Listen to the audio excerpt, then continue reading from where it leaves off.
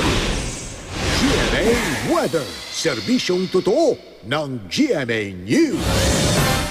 Mga kapuso, nagka-thunderstorm sa ilang bahagi ng Bulacan kagabi po, pero mababa pa rin ang water level sa Angat Dam.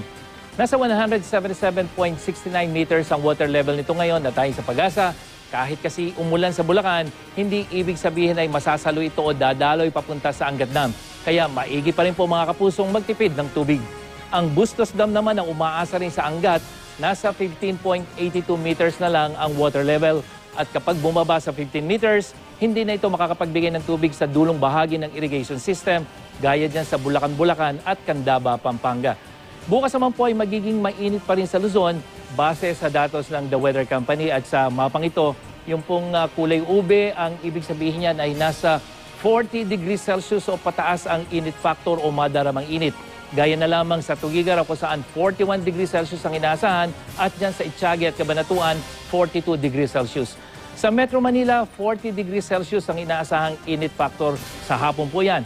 Maghapong mababa ang posibilidad ng ulan, pero tataas yan 60% pagdating ng gabi. Magiging maalinsangan din bukas sa Visayas, lalong-lalo na dyan sa Iloilo at Bacolod City. At sa Mindanao, mataas ang init factor dyan sa Davao City at Coronadal. May katamtamang ulan o thunderstorm namang inaasahan sa mga rehiyon ng ARMM at Socsargen. Yan ang latest mula sa GMA Weather. Para sa iba pang weather update, bisitahin ang imready.ph at mga social media account ng imreadyph. Ako po si Nathaniel Cruz. Magplano para sigurado. I am ready. Serbisyong totoo ng GMA News.